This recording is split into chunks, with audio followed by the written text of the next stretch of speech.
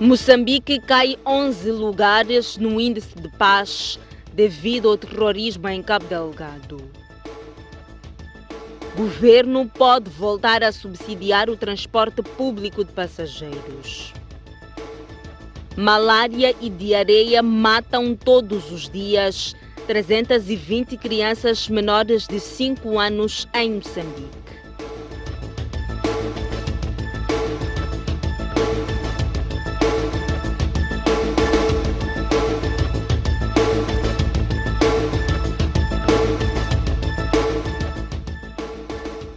Boa noite. A ministra do Interior diz que o país deve rapidamente tomar decisões para enfrentar as atuais ameaças à estabilidade nacional. Arsênia Massinga salienta que o Estado deve dar mais prioridade à defesa e segurança. O país vive sob ameaça constante de novos ataques terroristas em Cabo Delgado. Associado a isso, está a manifestação de outros tipos de crime organizado, que é facilitado pela porosidade das fronteiras nacionais. Para Arsênia Masing, já é tempo de agir e dar robustez ao setor de defesa e segurança. O atual contexto de segurança nacional, regional, continental e internacional conheceu grandes mutações e exige um agregado de respostas rápidas, eficientes, dos Estados a nível regional e mundial. As respostas, cuja urgência não podemos hoje ignorar, implicam a atribuição de uma nova prioridade estratégica à defesa e segurança, quer no plano interno dos Estados, quer no processo de construção de um complexo regional de segurança, criando parcerias que permitem a construção de uma base de confiança segura entre os países vizinhos. Por seu turno, a ministra da Segurança Interna do Malawi defendeu maior articulação e cooperação entre os dois Estados para acabar com os males que colocam em causa a estabilidade das duas nações. The cooperation of our two countries cannot be overemphasized, as we are all aware. Some transnational crimes, including motor vehicle theft, illegal migration, human and drug trafficking, and other forms of cross-border crimes still pose a threat to the security and stability of our two countries. In this regard, there will be need to strengthen our collaboration in these areas which have the potential to destabilize our countries. As duas governantes falavam hoje em Maputo, na cerimônia de encerramento da 14ª sessão da Comissão Conjunta Permanente de Defesa e Segurança entre Moçambique e Malawi. O presidente da República está na província de Cabo Delgado e ontem reuniu-se com altas patentes do exército moçambicano e os comandantes das forças da SADC e do Ruanda que apoiam o combate ao terrorismo em Cabo Delgado. Um dos objetivos do encontro foi de inteirar-se do decurso das operações no Teatro Operacional Norte, numa altura em que persistem focos de ataques na província. No Teatro Operacional Norte estão posicionadas forças militares da missão da SADC e do Ruanda, que apoiam o exército moçambicano no combate ao terrorismo. Esta quinta-feira, o chefe de Estado escalou o distrito de Anquab, onde percorreu algumas artérias da vila e interagiu com a população. Moçambique caiu 11 lugares no Índice Global de Paz. O país ocupa agora a posição número 122 entre 163 países. É a segunda queda mais alta no indicador de proteção e segurança, atrás apenas da Ucrânia, devido ao conflito no país com grupos terroristas a atacarem as populações, refere a análise do Instituto de Economia e Paz. Este facto resultou em aumento do número de refugiados, de acordo com manifestações violentas e de terror político. Ainda assim, o relatório indica que o impacto do terrorismo melhorou e as mortes por conflitos internos também reduziram, atribuindo o progresso à colaboração do país com Ruanda, que desde julho do ano passado se juntou às tropas governamentais para combater o terrorismo em Cabo Delgado. A Estónia já tem uma representação diplomática em Moçambique. O país europeu apoia o Estado moçambicano com treino militar. Abre-se uma nova página nas relações bilaterais entre Moçambique e Estónia, país que nos últimos anos se tem mostrado como uma potência em várias áreas. Nas tecnologias de informação, é atualmente líder mundial em termos de governo eletrônico. Neste momento existe uma manancial de oportunidade de negócio que estamos agora a discutir com a Estónia, que vão desde, como disse, combustíveis até tecnologia. Moçambique pretende também colher a experiência da Estónia no que diz respeito à transição das energias fósseis para as renováveis. Por acaso temos já em julho uma conferência global na Estónia de cônsules honorários e nessa altura poderemos então olhar para algumas dessas oportunidades com mais detalhes. Antes, a relação entre Moçambique e Estónia era estabelecida através da embaixada daquele país sediada na África do Sul ou por via da representação diplomática da União Europeia. Esta quarta-feira foi aberto o consulado do país da Europa do Leste, baseado em Maputo. O fato de termos aqui um consulado vai criar uma aproximação ainda maior entre a Estónia e Moçambique. Teremos já uma relação uma relação bilateral e não multilateral.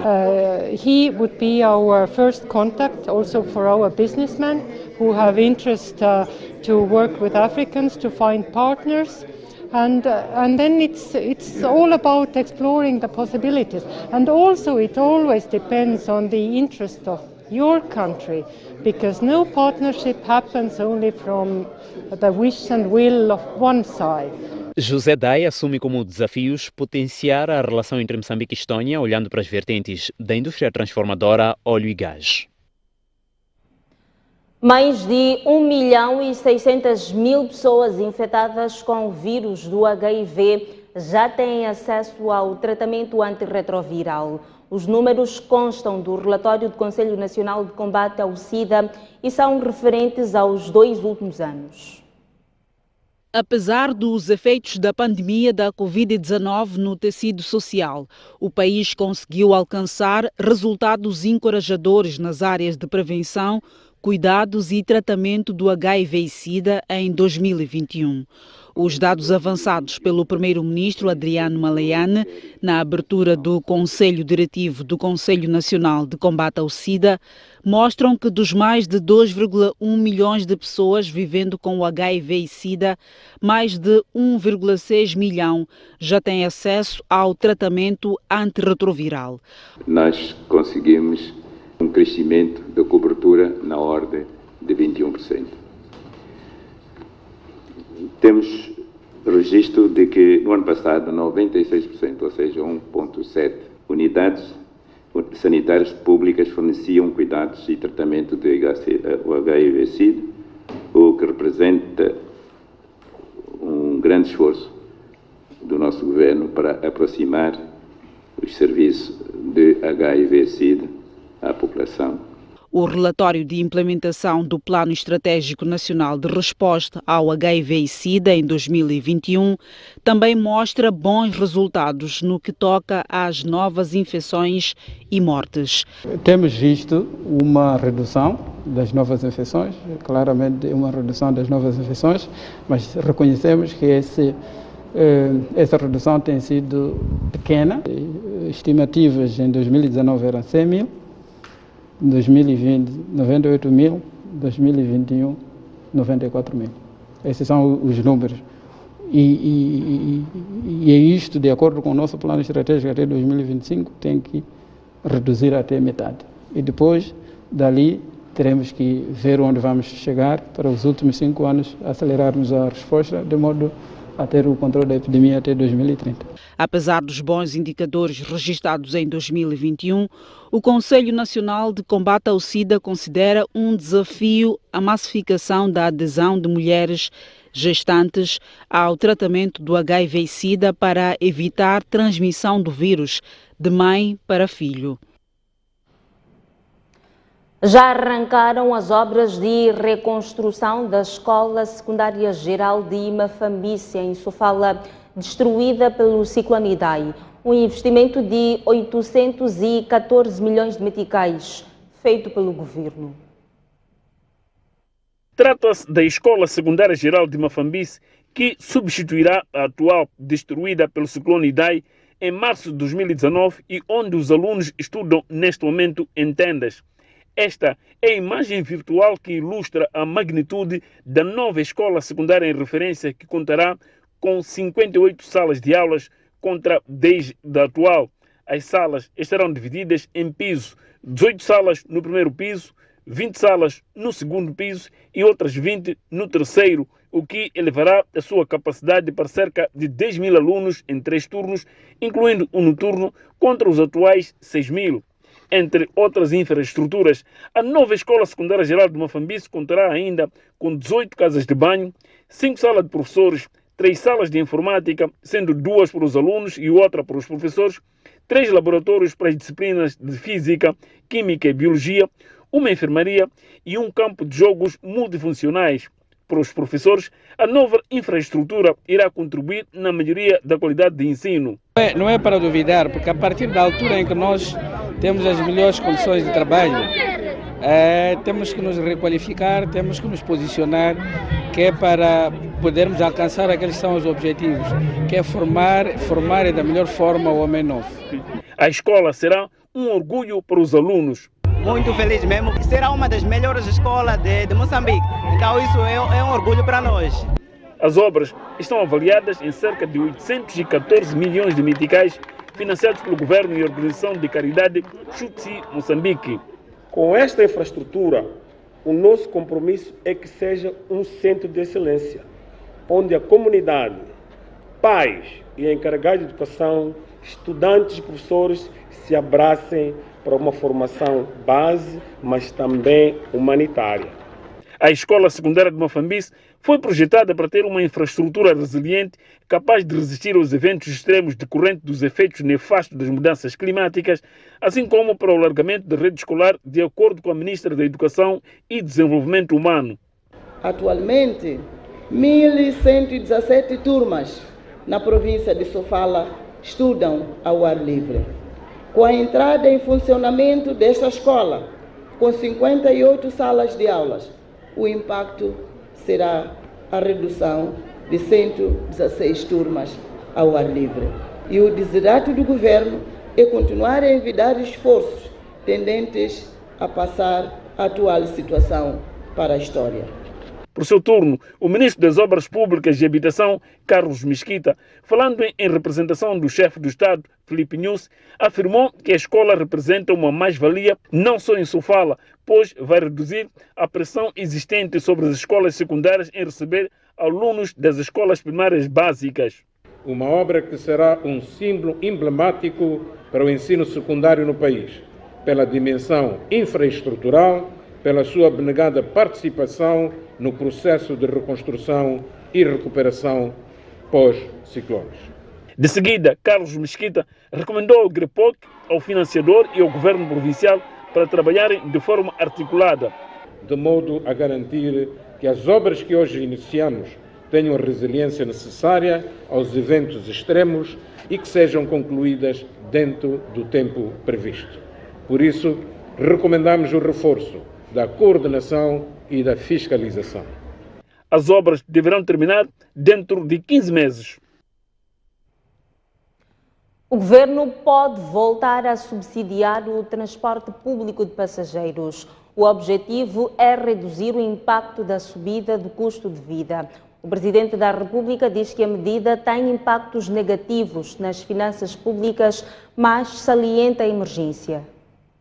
De 2011 a 2017, o governo aplicou subsídios ao transporte público de passageiros, através de uma redução no preço de combustíveis. Os subsídios ao transporte público foram cortados 5 anos depois do seu início, por pressão do Fundo Monetário Internacional e após se concluir que o modelo não era eficaz, não contribuía para a melhoria da qualidade do transporte e que beneficiava até aqueles que não mereciam. Mas os subsídios ao transporte podem regressar, pelo menos para conter a atual crise causada pela subida do preço dos combustíveis, tal como disse esta semana o Presidente da República ao anunciar medidas para conter a inflação. Estas medidas podem contemplar subvenções ao setor formal de transporte de passageiros, são de natureza extraordinária e terão um impacto negativo no equilíbrio das contas públicas, assim como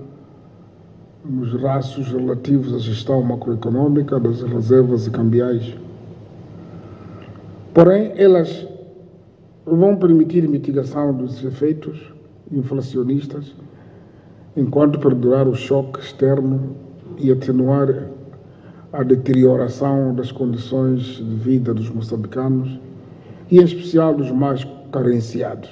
Aliás, o chefe de Estado assume mesmo que o país vive uma crise e faz saber que o Executivo está a preparar uma resposta.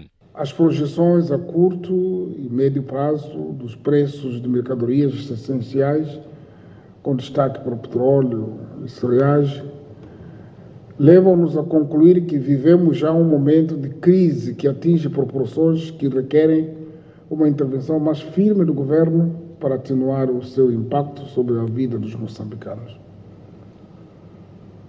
O governo deverá de imediato avaliar medidas para o alívio, mesmo que a curto prazo o nosso enfoque reside em medidas que atacam a estrutura de custos de combustíveis importados, nomeadamente as de natureza fiscal, assim como a gestão cambial que possa amortecer o efeito de transmissão quando traduzimos os preços em moeda nacional. Filipe News fez estes pronunciamentos na tomada de posse do novo titular dos Transportes e Comunicações. E os transportadores de passageiros dizem que a reintrodução dos subsídios vai aliviar os custos de produção. Em 6 meses, o preço dos combustíveis foi agravado 2 vezes, o que complicou as contas dos operadores dos transportes públicos de passageiros. Estes queixam-se do facto de a tarifa de transporte ter sido alterada apenas uma vez e em janeiro. Com a última subida em abril, tudo ficou mais complicado, o que fez com que alguns operadores tirassem as suas viaturas de circulação. Na hora da ponta, a falta de transporte nos últimos dias verifica-se com maior frequência e o número de passageiros aglomerados nas paragens terminais é maior porque alguns operadores já começaram a encostar os seus meios nos seus parques por não conseguir abastecer os mesmos. Diante disto, a FEMATRO entende que o Presidente da República está a pensar certo ao ponderar a retoma dos subsídios aos transportes públicos. A organização vê a ideia com bons olhos, mas chama a atenção. Estamos sempre a dizer que nós não queremos dinheiro, não queremos que o Estado distribua dinheiro a nós. Nós queremos que crie uma forma, uns postos de abastecimento específicos para os transportadores, para ter o gasóleo a um preço um bocadinho sustentável para aquilo que são os custos de operação. Para a empresa municipal de transporte público de Maputo, o subsídio aos transportes públicos seria bom na medida em que iria aliviar os custos no setor. A se cumprir seria muito bom para nós. Havia de revitalizar o sistema todo, porque eu penso que não iria revitalizar a MTPM em tanto que si só, tanto que a MTPM é uma fatia da comparticipação do serviço de transporte público. Então, a financiar todo o sistema já seria muito bom. Os transportadores públicos na cidade de Maputo reuniram-se esta quinta-feira para desenhar estratégias para fazer face a uma eventual subida do preço dos combustíveis. O prazo estabelecido para divulgar as causas dos acidentes de viação que envolveram autocarros de passageiros em Maputo não foram cumpridos. Há mais de um mês que a Comissão deveria ter anunciado as conclusões do inquérito. Muitos dos nossos colegas são biscateiros, depois vêm pegar esses autocarros. Esses carros vêm de onde estão a vir, condicionados, mas chegam aqui no nosso país e começam a ter problemas mecânicos através das nossas vias. falta da manutenção dos carros fixos. Foi para investigar as causas de episódios como este incêndio e vários outros acidentes de viação envolvendo autocarros de transporte de passageiros que a Agência Metropolitana de Transportes de Maputo criou no dia 27 de abril último uma comissão de inquérito. O objetivo era, em 10 dias, apresentar resultados. Entretanto, passaram os 10 dias e nada foi apresentado publicamente. Até agora, contam-se cerca de 40 dias. A comissão de inquérito é composta por quadros da Direção Nacional dos Transportes e Segurança, do Fundo de Desenvolvimento dos Transportes e Comunicações. Sobre o assunto, a STV contactou a Agência Metropolitana de Transportes de Maputo. Entretanto, a instituição prometeu pronunciar-se nos próximos dias. As imagens são de Elton Tsemban, Arnon Sucuco, STV. A produção do caju cresceu 14% este ano. Nampula é a província onde se verificou o maior aumento da produção. A produção da castanha de caju em Moçambique deu um salto significativo no ano passado, de acordo com o balanço da campanha agrícola 2021-2022, apresentado ao Conselho de Ministros na última terça-feira. Das metas previstas para a campanha 2021-2022 em todo o país, a província de Nampula destaca-se por ter produzido mais de 82 mil toneladas das mais de 74 mil previstas. Apesar da situação do terrorismo, Cabo Delgado está em segundo lugar, com mais de 24 mil toneladas produzidas, numa estimativa total de 26 mil. Zambésia, Inhambane e Gaza também registraram superação das metas previstas. No conjunto, foram comercializadas mais de 146 mil toneladas e as exportações renderam 111 milhões de dólares, apesar do agravamento dos custos do transporte marítimo e a escassez de navios e contentores nos recintos portuários por conta da pandemia da Covid-19. No que diz respeito aos benefícios para os produtores familiares, estes encaixaram 89 milhões de dólares. O preço médio ao produtor passou de 19 meticais por quilo para 39 meticais por quilo. A cadeia de valores das amêndoas envolve mais de 1.400 famílias moçambicanas, 47 empresas e emprega 14.960 trabalhadores, de acordo com dados do Instituto Nacional de Amêndoas e Oleaginosas. O volume de negócios atual é de cerca de 220 milhões de dólares por ano e prevê-se que até 2030 seja de cerca de 500 milhões de dólares anualmente. Segundo o Instituto Nacional de Amêndoas e Oleaginosas, existem no país 10 fábricas de processamento de castanha de caju. O Jornal da Noite sai agora para uma curta pausa, mas antes há informação cambial para si que nos acompanha a partir da STV. Até já.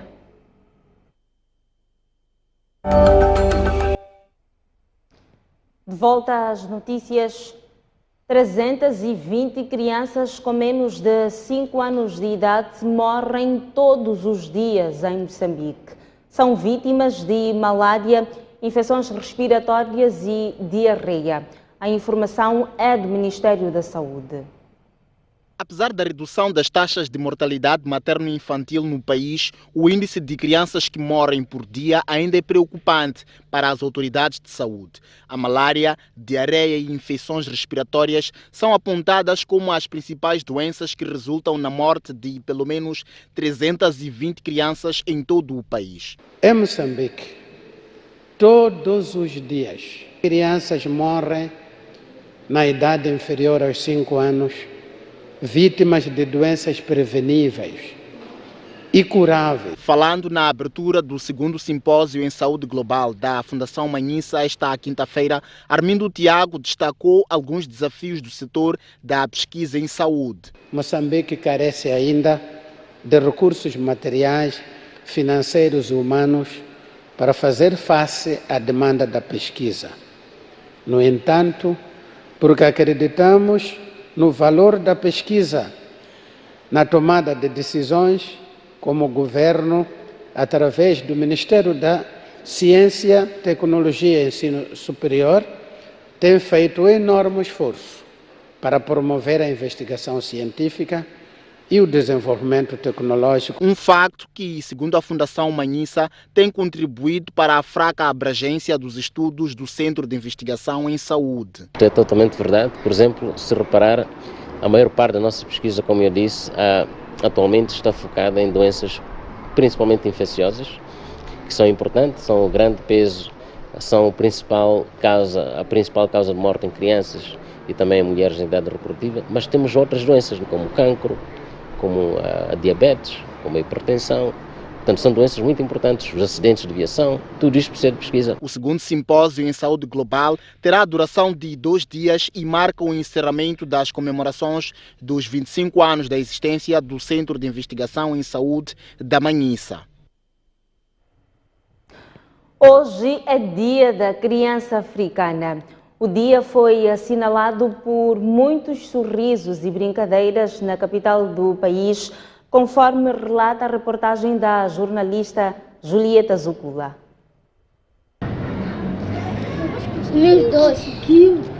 Muitas delas conhecem muito bem os seus direitos. Os direitos são brincar, estudar, ter paz, ter uma casa. E o que mais? Comer. Brincar é algo que as caracteriza como crianças e talvez seja por isso que está entre os seus direitos. Desde as brincadeiras mais tradicionais às mais clássicas, elas estão lá, prontas para brincar e tirar um sorriso do rosto. Há quem tem oportunidade para afinar a voz.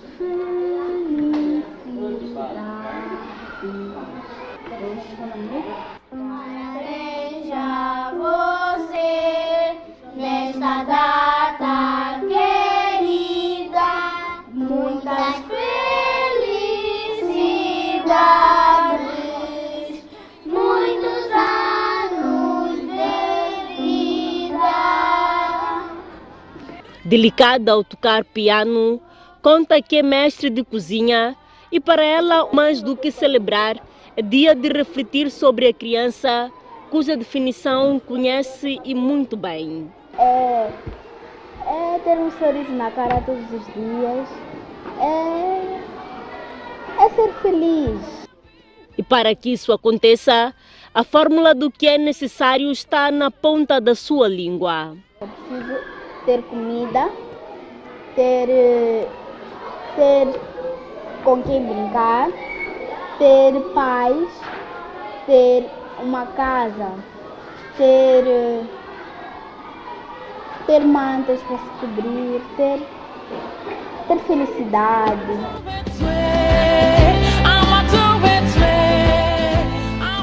Outras levam o que aprendem na brincadeira com a ideia de implementar no futuro. Como que acontece com esta menina que sonha em ser cantora e que no ar da sua inocência mostrou-se cortês. Qual é teu nome e quantos anos é que tens? Meu nome é Chasla, tenho 7 anos. Podemos sentar na cadeira para conversar melhor? Podemos. Já com tudo a postos para a conversa, contou-nos o que gosta de fazer para além de cantar. Brincar. Escondidas, solto, latoleta. Mas lamenta porque sabe que nem todas as crianças têm esse privilégio.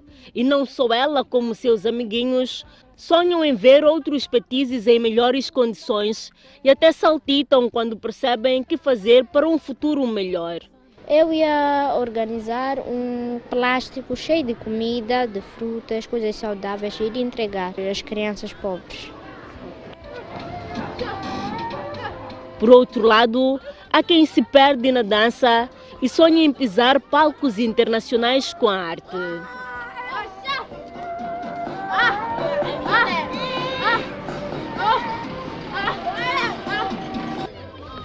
Enquanto se embalam ao som da música, outros mantêm vivas aquelas brincadeiras de colocar o pé na areia. Do meu jeito, ainda me lembro das caringanas. Aqui na zona, brincadeira não falta. Preferimos assim, meninas de um lado e meninos de outro. E cada um faz o que lhe agrada.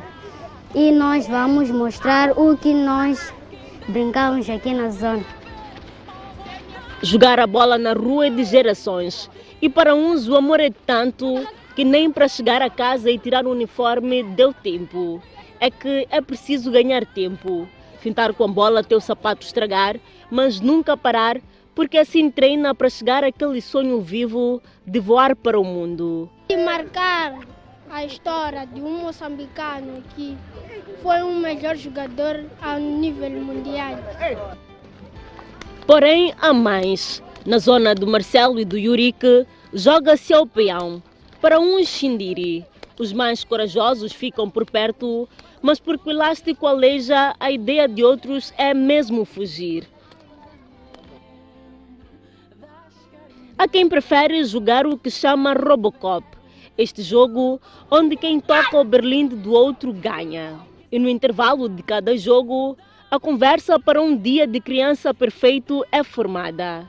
Presentes e refrescos e batata inham. Olha Maria, as meninas não ficam de fora. Há que brinca-se cantando e alimentando aquela vontade. Jesus está passando por aí, Jesus está passando por aí.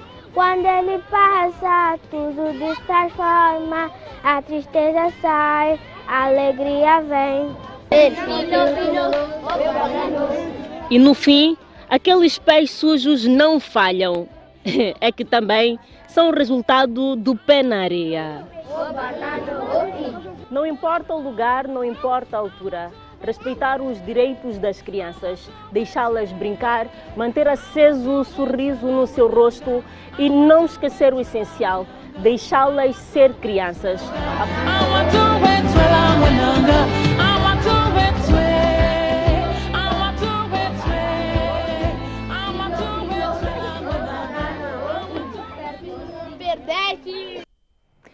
Ecos da celebração do 16 de junho, Dia da Criança Africana. Agora, o Presidente da República disse em Cabo Delgado que as forças de defesa e segurança estão a intensificar o combate aos terroristas. Estão a fugir fogos intensos, porque as nossas forças, os nossos amigos estão a intensificar fogo. Vão estar mortos, vanemba. Primeiro vão cutucuta. Na verdade, ainda lá, estão com fome. E sabiam que vocês estão lá embaixo, estão a produzir, têm comida. Então ele vinha lá para buscar comida, para continuar. Sabemos que há alguns jovens que saíram daqui, outros de Mocimba, outros de Palma, outros de Nampula, que estão com eles, querem voltar, volta cuja. Mas estão com medo, vão cujopa. Nós vamos pedir para poderem vir, ficar com as famílias, ver deixar lá no mato a fazer confusão. Mas vamos continuar a perseguir, porque agora eles estão a fugir a zona de Anquabe, tentaram passar um pouco para Meluco, estão a meter medo lá na estrada. Só para parecer que eles existem. A degradação das estradas no bairro Nhamue, em Inhambane, impede a circulação de viaturas. Para chegar a um hospital, por exemplo, a população tem de percorrer mais de 3 quilômetros a pé. O bairro Nhamue é dos bairros periféricos mais distantes do centro da cidade de Inhambane. A falta de vias de acesso está a dificultar a vida da população e os poucos automobilistas que passam por esta zona contam o martírio porque passam para transportar bens até o bairro. A circular daqui até mais à frente não está fácil. A estrada está muito estragada. E não há chapa aqui por causa da estrada mesmo. Os vossos carros sofrem aqui? Como é que é? Sofrem os carros, daqui para aqui muda a peça por causa da estrada aqui. As estradas não estão boas e por isso não há chapas. E para ir à escola ou ao hospital, por exemplo, as populações percorrem mais de 1 hora a pé. Na verdade, vamos a pé, sim. Por quê? Falta de chapa. Na verdade, saio às 7, chego lá, mas está 8 e tal. Okay. Sim. Então, cerca de 1 hora a caminhar? Sim, 1 hora, sim. Okay. O edil de Inhambane diz que até dezembro deste ano haverá uma nova estrada e Chapacém, em Nhambue. Depois de construirmos essa estrada, teremos aqui os transportes semicoletivos, portanto vamos trabalhar com nossos parceiros da Stroi para podermos colocar aqui o transporte semicoletivo de passageiros, portanto as pessoas para ter acesso ao Centro de Saúde de Conhara precisam percorrer pouco mais de 3 quilômetros. Vivem neste bairro mais de 2.000 pessoas que dependem basicamente da pesca e da agricultura. Fora de portas, a Rússia acusa os países ocidentais de tentar isolar o país devido à invasão à Ucrânia. O governo russo diz que o Ocidente deu um tiro na cabeça ao impor sanções ao país. A porta-voz do Ministério dos Negócios Estrangeiros da Rússia, Maria Zakharova, disse esta quarta-feira que o Ocidente se deu um tiro na cabeça com a questão de limitar as importações daquele país. Os países ocidentais tentaram isolar a Rússia devido à invasão à Ucrânia, reduzindo as importações e impondo sanções, mas tal não teve o efeito esperado. A oferta de energia está a aumentar constantemente. A China sabe o que quer e não dá um tiro no próprio pé.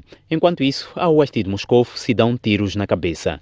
Explicou Zakharova, sublinhando que a União Europeia está a conspirar um caminho suicida ao tentar eliminar a energia russa. Esta quinta-feira, refere o Notícias ao Minuto, a empresa russa Gazprom anunciou que vai reduzir em mais de 1/3 as entregas de gás para a Europa através do gasoduto Nord Stream após problemas detectados nos equipamentos. Assim, a produção diária cairá de 100 para 67 milhões de metros cúbicos. Nas últimas semanas, a Gazprom interrompeu as entregas de gás a vários clientes europeus que se recusaram a fazer os pagamentos em rublos. Em resposta às sanções impostas pela União Europeia, o presidente da Rússia, Vladimir Putin, exigiu que os considerados países hostis fizessem um pagamento em rublos. E os analistas moçambicanos defendem que as sanções da União Europeia à Rússia não foram bem pensadas. Salientam também que as medidas são prejudiciais e podem levar a desentendimentos entre os Estados-membros. Desde que eclodiu a guerra entre a Rússia e a Ucrânia, Moscou tem sido alvo de duras sanções pelo Ocidente. Dentre os castigos aplicados à Rússia, destacam-se o congelamento de bens de bancos privados, suspensão da radiodifusão na União Europeia, proibição da importação de petróleo bruto e produtos petrolíferos refinados. Medidas que, segundo explica o analista internacional Tobias Miguel, constituem um martírio à própria União Europeia, que tem membros com pouca robustez econômica. A União Europeia como um bloco é forte, mas o bloco é feito de países, alguns fortes e outros fracos. Então, não vamos comparar a Espanha com, por exemplo, países como, digamos, República Checa. Então, quer dizer, dentro do bloco europeu há países fracos, há países pobres, há países que dependem mais de 90% do gás e do petróleo russo. Como é que tu vais aceitar impor sanções à Rússia se tudo depende do petróleo dele e do gás dele? A própria Itália, que é, digamos, a quarta economia europeia, depende de 40% do gás russo. Então, como é que vais impor? Então, ao impor sanções, estamos a dizer que estamos também nós a sofrer. Ao impor sanções à Rússia, a própria Europa está a se mutilar. Zefanias Namburete lembra que os Estados vivem numa situação de interdependência e não seria possível o sistema internacional subsistir sem a contribuição da Rússia. É que os Estados elas vivem em função de cooperação entre si, e trocas comerciais, e comércios e outros campos. E não há Estado que sobrevive sozinho, que é autossuficiente. Então, o que podemos dizer que falhou aqui é que a União Europeia, pensando que de fato tivesse alguma política autossuficiente que possa de fato excluir da Rússia, vimos claramente diante dessa situação que não é possível. Ou seja, não é possível, neste momento, o sistema internacional sobreviver ou a ter manutenção sem, de fato, envolver a Rússia, por ser a Rússia um ator internacional de relevância e também, do ponto de vista econômico, é um ator relevante. Sobre a pretensão da União Europeia de aumentar a quantidade de gás importado de Israel e Egito, os analistas dizem que a medida não resolve o problema e que poderá criar disparidades entre os países membros. Essa tentativa de comprar o gás russo ou egípcio é uma tentativa, digamos, que não vai lá alterar muito as necessidades energéticas da Europa. É momento de observarmos mais uma curta pausa, mas antes a previsão do estado de tempo para as próximas 24 horas. Começamos pelo sul, a capital Maputo vai registrar uma máxima de 23 e uma mínima de 10. Xai-Xai em Gaza, 23 também de máxima e 14 de mínima. Inhambane, 24 de máxima e 15 de mínima. Em todo o sul, a previsão de céu ligeiramente limpo. Avançamos ao centro do país, começamos por Beira, em Sofala, 25 de máxima e 17 de mínima. Chimoio, 21 de máxima e 11 de mínima. Climane, 28 de máxima e 15 de mínima. Nestes 3 pontos do país, a previsão de chuvas fracas e céu pouco nublado. Já em Teto, o cenário é diferente. Uma máxima de 29 e uma mínima de 17, céu ligeiramente limpo. Seguimos ao norte do país, começamos por Nampula, província com o mesmo nome. Uma máxima de 28, uma mínima de 17, são as temperaturas esperadas. Lixinga, 24 de máxima e 10 de mínima, céu ligeiramente limpo para estes 2 pontos do país. Seguimos com Pemba, em Cabo Delgado, 28 de máxima e 20 de mínima, previsão de céu pouco nublado e chuvas fracas. Até já.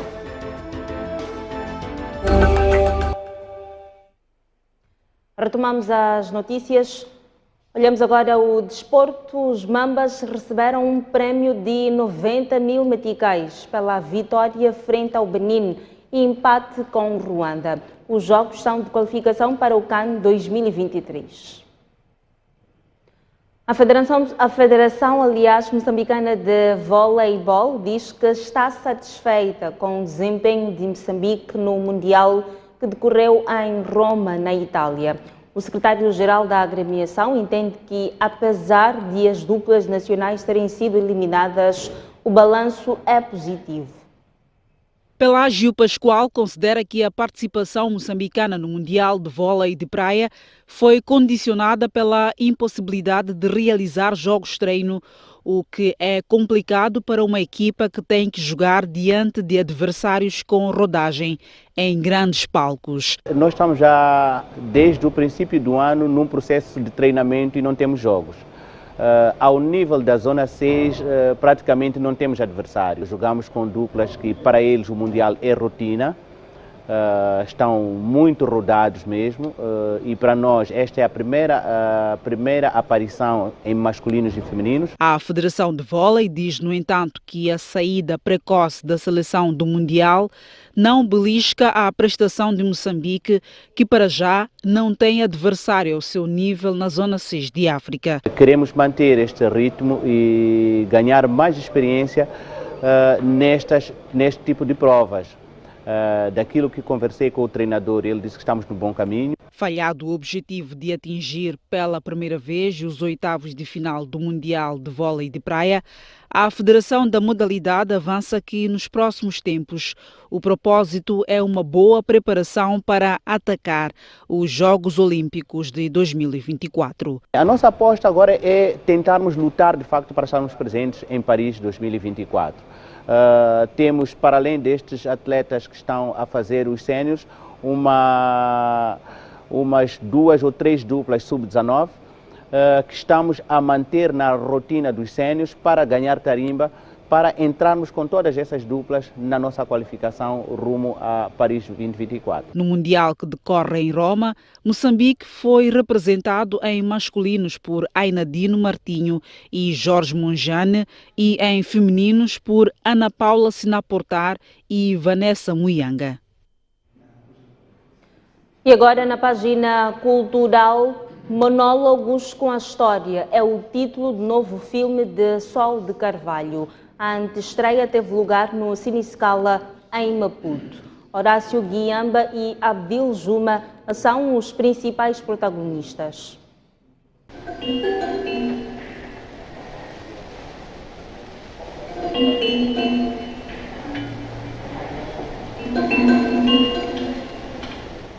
Horácio Guiamba interpreta o principal papel no novo filme de Sol de Carvalho. Não entendo. Então não devia ser compensado numa luta que, por sinal, Nestes monólogos com a história, Guiamba contracena com Abdel Juma e juntos dão vivacidade a um enredo com 20 minutos de duração. É a história de um jovem que acaba de se formar fora do país e recebe a notícia da morte do pai, e nessa notícia da morte do pai tem uma declaração de como ele tinha herdado um grande espaço. O novo filme de Sol de Carvalho foi rodado em 9 dias em Inhambane e foi inspirado na obra de Aldino Muyanga. Eu acho que talvez este seja o meu filme mais subjetivo, mais pessoal, que é o que é que eu, digamos, deveria e queria deixar aos meus descendentes. Né? Nesta produção, Sol de Carvalho construiu uma história que envolve uma relação conflituosa entre um pai e um filho. Achas que as flores são prendas suficientes? Quem guia, na verdade, este conflito, a peripécia do Camilo, é a voz do pai. Então, foi muito interessante ter que criar e ter que imaginar, ter que desenhar, ter que visualizar estas coisas todas e construir esta personagem. É uma espécie de um ensinamento que, em princípio, as pessoas deviam trabalhar para poderem servir. O filme Monólogos com a História de Sol de Carvalho será estreado nas próximas semanas. Para trás a página cultural, agora vamos ao encontro de Boaventura Mocipo para os destaques do Noite Informativa de hoje. Mocipo, boa noite. Boa noite. O Presidente da República está desde ontem na província de Cabo Delgado a fazer o ponto de situação sobre o terrorismo. Filipe Nyusi visitou a zona ou o distrito onde houve há 2 semanas um ataque que culminou com a decapitação de pessoas, destruição de infraestruturas e fuga de vários indivíduos ou de parte da população do distrito.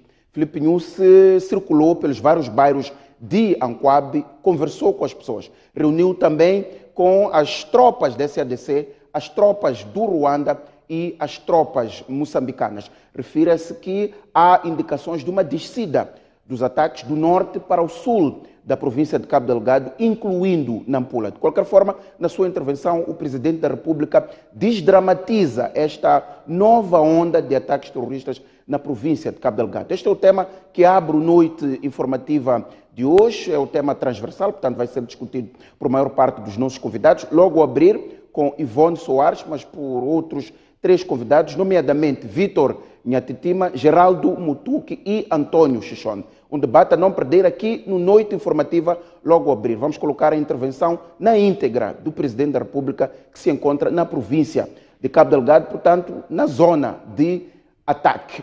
A Ministra do Interior deixou escapar ontem que há fuga de informação na Polícia da República de Moçambique, no norte do país. A Ministra do Interior disse que esta informação pode estar a facilitar as ações terroristas. Uma informação que levanta preocupação e reforça as suspeitas de que a fuga de informação pode estar a bloquear o combate ao terrorismo no norte do país.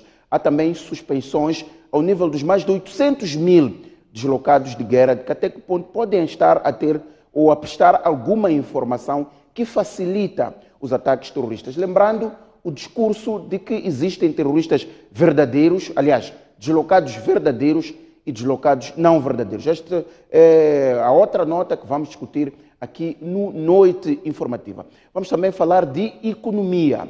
O governo anunciou um pacote de almofadas, ou melhor, de medidas para travar o alto custo de vida. Uma das medidas é, portanto, almofadas sobre os combustíveis.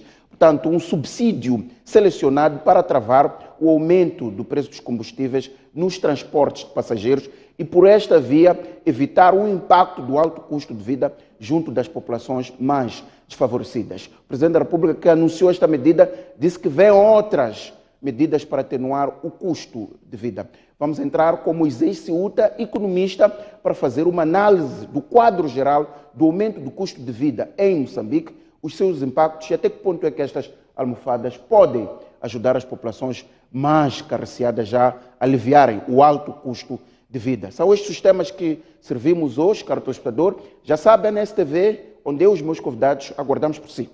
Até já. E o convite já foi feito. até no canal de notícias. É tudo quanto a informação no Jornal da Noite. Obrigada pela atenção dispensada. Voltamos amanhã, à mesma hora. Boa noite e bom descanso.